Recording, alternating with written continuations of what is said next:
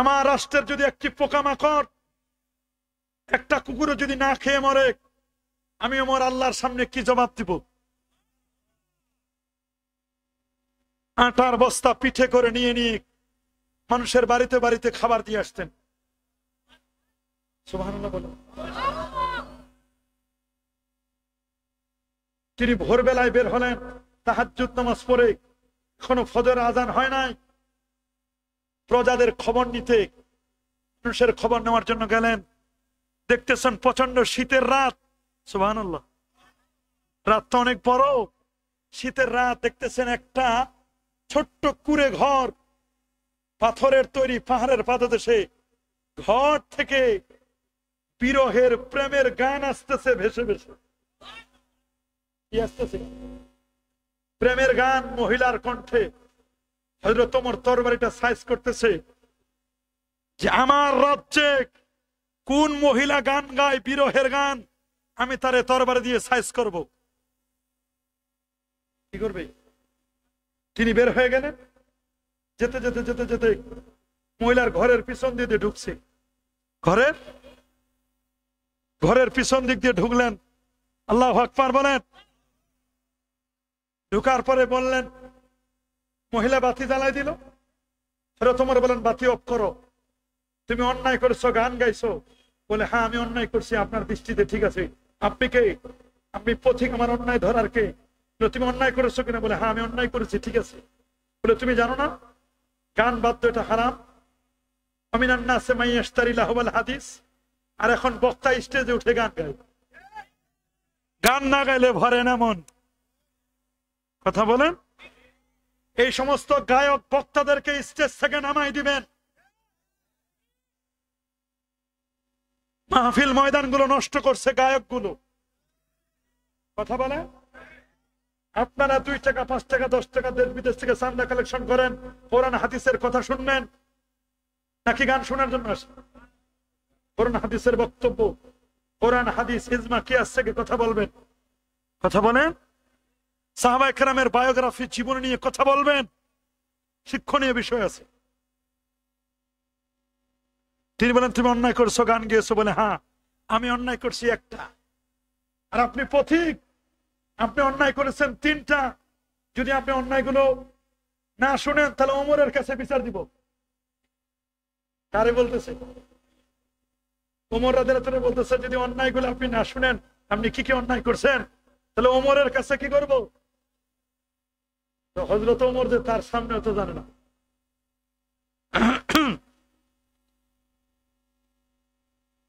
তাহলে আমি কি অন্যায় করেছি? আপনি আল্লাহর কোরআনের সূরা বাকারার 189 নম্বর আয়াতটা লঙ্ঘন করেছেন।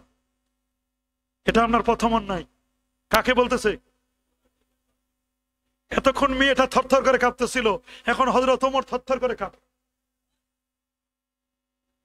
বলে, কি অন্যায় করেছি? বলে, আল্লাহ কোরআন বলেছেন, ওয়ালাইসাল বিররু বিআন তাতুল বুয়ুতা জুহুরিহা। এটা তোমাদের মধ্যে কোনো কল্যাণ নেই যে তোমরা ঘরের পিছন দিক দিয়ে আসবে। কোরআনের নির্দেশ, ঘরের পিছন দিক দিয়ে যাওয়া যাবে না।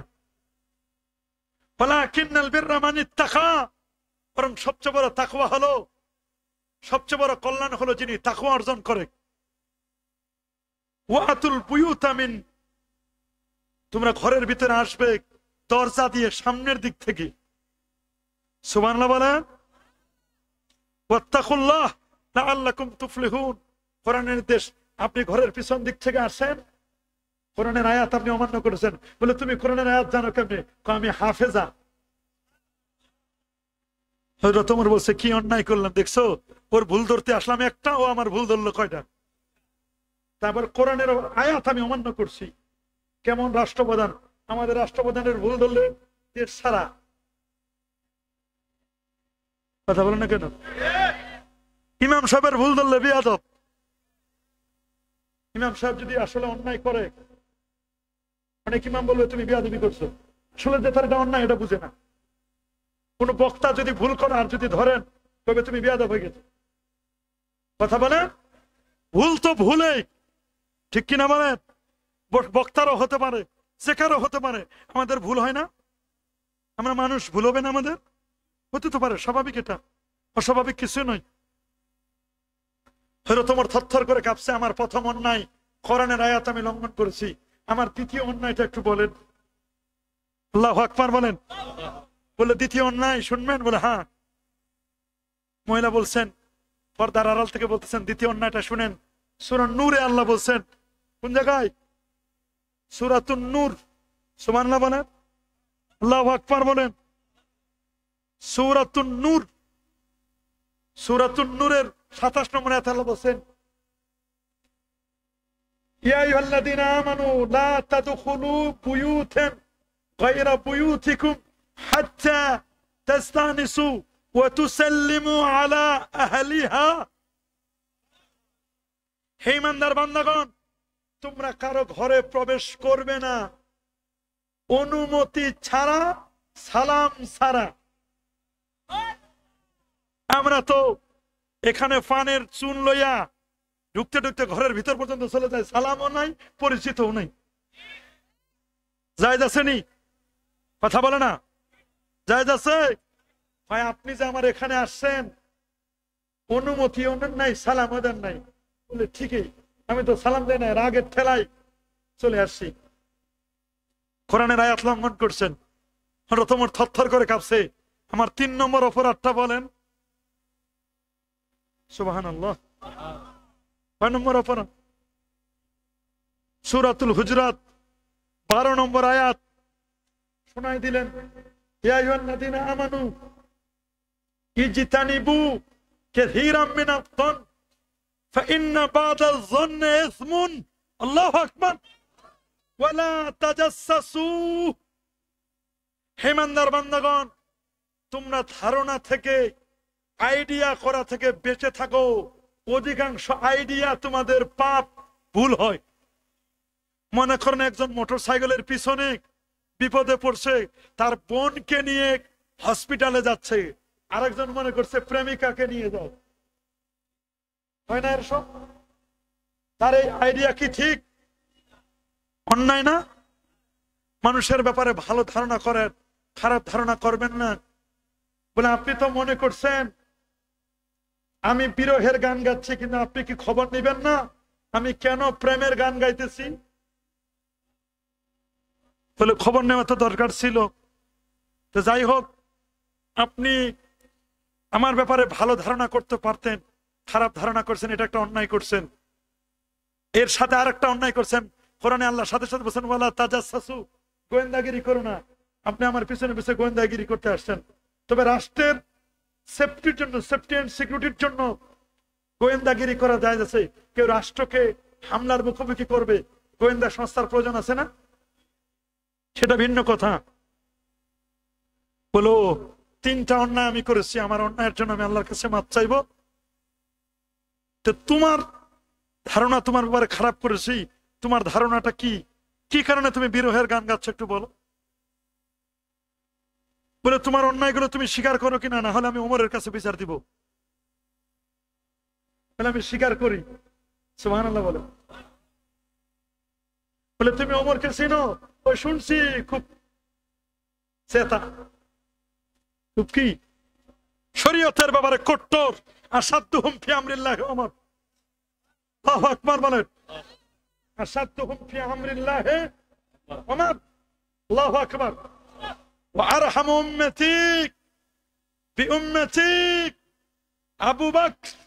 আমার উম্মতের রহম দেলওয়ালা আবু বকর, একজন নরম আর একজন গরম। সুবহানাল্লাহ বলেন।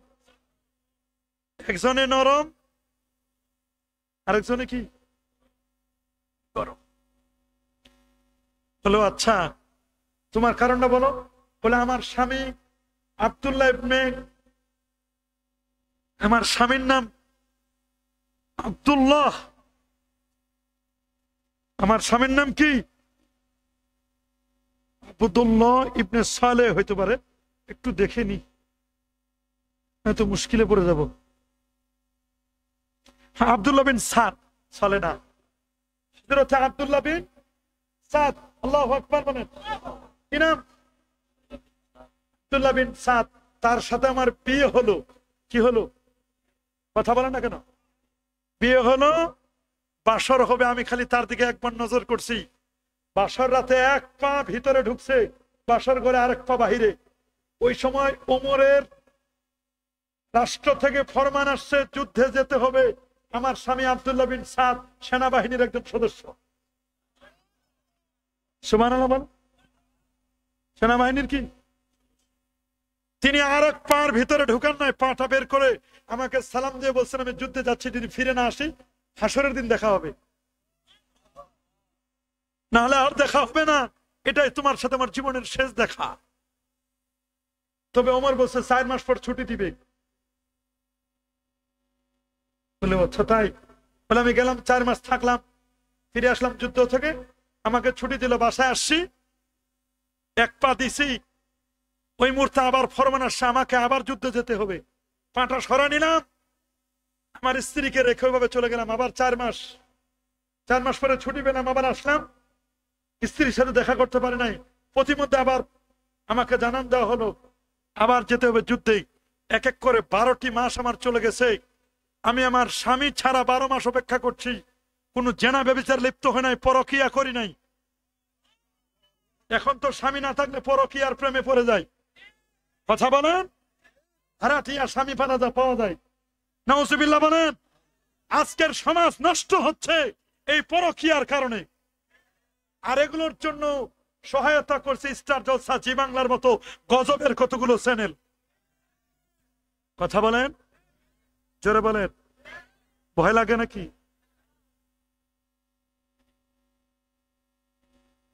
হযরত ওমর চোখের পানি ছেড়ে দিয়ে দিয়ে কাঁদতে কাঁদতে বাসায় ফিরে আসলেন। জোহরের নামাজের পরে ঘোষণা দিলেন। প্রথমে বাসায় এসে তার মেয়ে হাফসাকে ডাকলেন, মা আজকে তোমাকে একটা কোশ্চেন করবো মা। কখনো বাবা তার সন্তানকে এভাবে প্রশ্ন করে না মেয়েকে, আজকে আমি করব। মা হাফসা তুমি বলো তো, একজন মেয়ে মানুষ স্ত্রী স্বামী ছাড়া কতদিন থাকতে পারে? তার মেয়ে বলছে, আব্বা 4 মাসের বেশি না। প্রথম আইন করলেন প্রত্যেক সেনাবাহিনীর জন্য প্রতি 4 মাস অন্তর অন্তর 3 দিন করে ছুটি। পরবর্তীতে বাড়াই দিয়েছেন প্রতি মাসে 3 দিন করে ছুটি। এই আইন কিয়ামত পর্যন্ত বলবৎ আছে। এই ছিল হযরত ওমর। তিনি বলেন হাদিস, আমরা সাহাবায়ে কেরামের দল বাইনামা নাহনু ইনদা রাসূলিল্লাহ সাল্লাল্লাহু আলাইহি ওয়াসাল্লাম, সাহাবায়ে কেরামের দল নবীর সামনে বসা। সুবহানাল্লাহ বলবেন। নবীজিও বসা, কুচকুচে কালো চুল বিশিষ্ট, ধবধবে সাদা পোশাক পরিহিত, সফরের কোনো চিহ্ন নাই। আগন্তুক একটা চলে আসলো আমাদের সামনে, নবীর সামনে বসলো।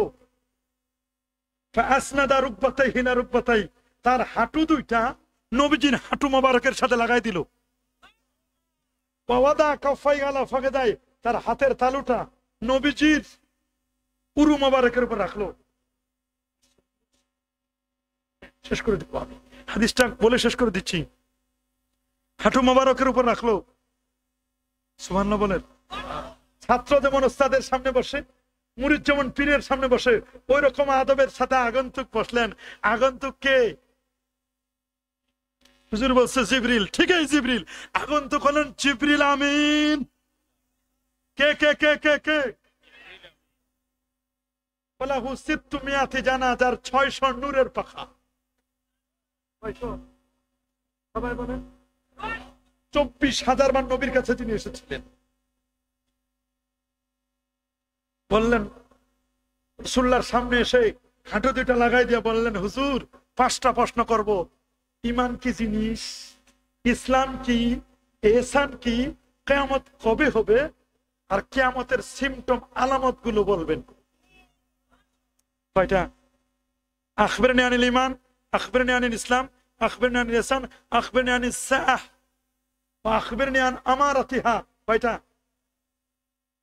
সবাই বলেন কয়টা? 5টা। প্রথম নম্বরটা হলো ঈমান। কি নাম?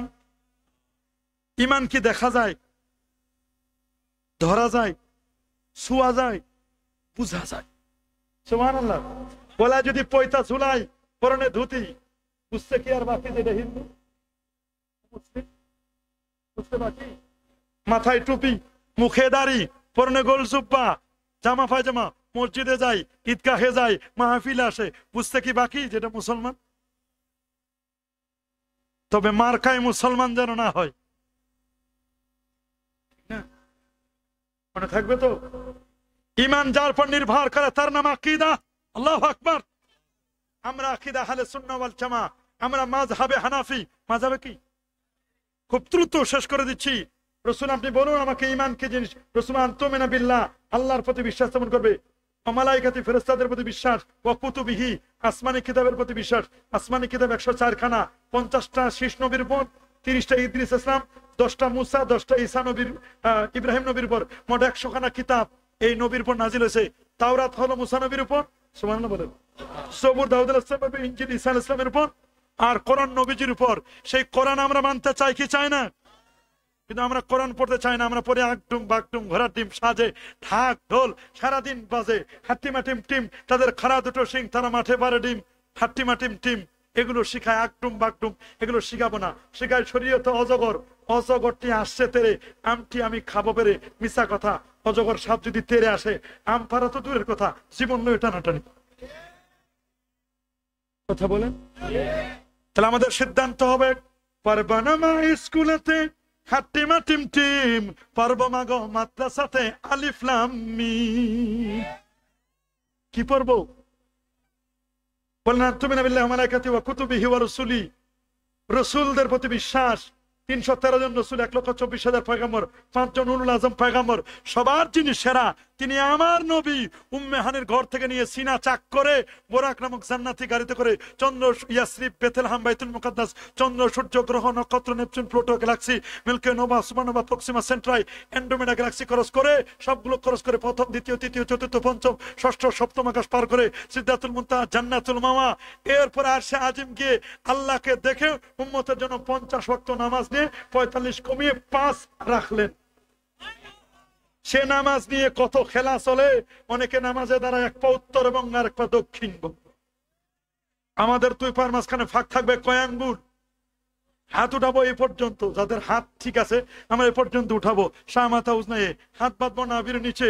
ইমাম সাহেব কেরাত পড়লে আমাদের আর কেরাত লাগবে না। কেরাতুল ইমাম কেরাতুল মুক্তাদি। ইমাম যখন গায়রুল মাগদুবি আলাইহিম ওয়ালাদ দাল্লিন বলবে আমিন বলবো, তবে আমিন হবে চুপি চুপি সারে। আমাদের তারাবি নামাজ হবে 20 রাকাত। কয় রাকাত? আরো জোরে সবার মুখে। কয় রাকাত? বেতের নামাজ 3 রাকাত। কয় রাকাত? সবে বরাত আমরা মানি, মানবো কিনা? কবর জিয়ারত করি, করবো কিনা? কবরের সেজদা দেওয়া যাবে? কবর পূজা নয়, কবর হবে জিয়ারত। রাসূল নিজে তার মার কবর জিয়ারত করেছেন। ইন্না রাসূলুল্লাহ সাল্লাল্লাহু আলাইহি ওয়াসাল্লাম যারা কবর উম্মি বাকা ওয়া বাকা মান হাওলা। নবী নিজেকে দিয়েছেন, সাহাবায়ে কেরামকে দিয়েছেন। কুনতু নাহাইতুকুম আন জিয়ারাতিল কুবুর, আমি তোমাদেরকে কবর জিয়ারত করতে নিষেধ করতাম। আলান ফাসুরুহা, তোমরা এখন কবর জিয়ারত করো। ফাইন্নাহা তুজাক্কিরুল মাউত, কবর জিয়ারত করলে মৃত্যুর কথা মনে পড়ে। তুজাক্কিরুল আখিরা, আখিরাতের স্মরণিকা হয়। তুজাহিদু আন দুনিয়া, লোকটি দুনিয়া থেকে বিমুখ হয়ে আল্লাহর দিকে মনোনিবেশ করে। আমরা কি কবর জিয়ারত করতে চাই কি চাই না? 5 ওয়াক্ত নামাজের পরে হাত তুলে দোয়া করব। অনেকে বিদেশে যায়, যাওয়ার সময় হুজুরের কাছে দোয়া নিয়ে যায়, মিলাদ নিয়ে যায়, কিয়াম নিয়ে যায়, সবকিছু হানাফি মাযহাব নিয়ে যায়। আসার সময় কম্বল আনে, টাকা আনে, ডলার আনে, দোয়া মুনাজাত মিলাদ কিয়াম রাখে আসে বিদেশে। কথা বলেন ঠিক কিনা? আমরা কি 5 ওয়াক্ত নামাজের পরে দোয়া মুনাজাত করব? আজানের পরে দোয়া করব? জানাজা নামাজ কি বাদ? কাতার ভাঙ্গ করার পরে আপনারাও দোয়া মুনাজাত করবেন, করবেন কিনা? সুনান তিরমিজি 3499 নম্বর হাদিস। রাসূলকে প্রশ্ন করা হলো আইয়ুদ দুআ আসমাউ, কোন দোয়া আল্লাহ দ্রুত শুনেন? নবীজি বলেন দুবুরা সালাওয়াতিল মাকতুবা, 5 ওয়াক্ত ফরজ নামাজের পরে যে দোয়া করা হয় এই দোয়া দ্রুত কবুল করা হয়। আর শেষ রাতের দোয়া করব কিনা? অনেকে বলে দোয়া করা যাবে, হাত তোলা যাবে না। মিয়া, হাতও তোলা যাবে। ইজা সাআলতুমুল্লাহ ফাসালু বিবুতিন আকুফিকুম ওয়ালা তাসালু বিজুহরিয়া, চাওয়ার সময় পাশ দিয়ে চাও, উল্টা পাশ দিয়ে চেও না, মুখটা মাসাও করে নেবে। চাইবো না? ও মুষ্টির চাউল চাওয়ার সময় হাত পাতা যায়, টাকা কালেকশনের সময় হাত পাতা যায়, চামড়া কালেকশনের সময় হাত পাতা যায়, শহীদ হয়ে যায় হাত পাতে পাতে, মাহফিলের কালেকশন করে হাত পাতে। আর দোয়া মুনাজাতের সময় হাত পাতলে কয় এটা ঠুডা হয়ে যায়, হাত পাততে চায় না। কি বলেন? হাত পাতবেন ইনশাল্লাহ? দোয়া মুনাজাত করবেন তো ইনশাল্লাহ? আল্লাহ কবুল করুন, আমিন। আমরা কি আমার নবীর শাফাত চাই কি চাই না? নবীর শাফাত চাই। নবী হায়াতুন নবী মানি, নূর নবী মানি। দাড়ি কাটবেন না, ছাটবেন না, দাড়ি কাটা ছাটা হারাম, 5 ওয়াক্ত নামাজ পড়বেন, কাবলাল জুমা পড়বেন, বাদাল জুমা পড়বেন, ফরজের পাশাপাশি সুন্নত এবং নফল পড়বেন। প্রত্যেক ফরজ নামাজের পরে আয়াতুল কুরসি পড়বেন। জান্নাতে যেতে একটি বাধা, সেটা হলো মৃত্যু। পড়বেন তো?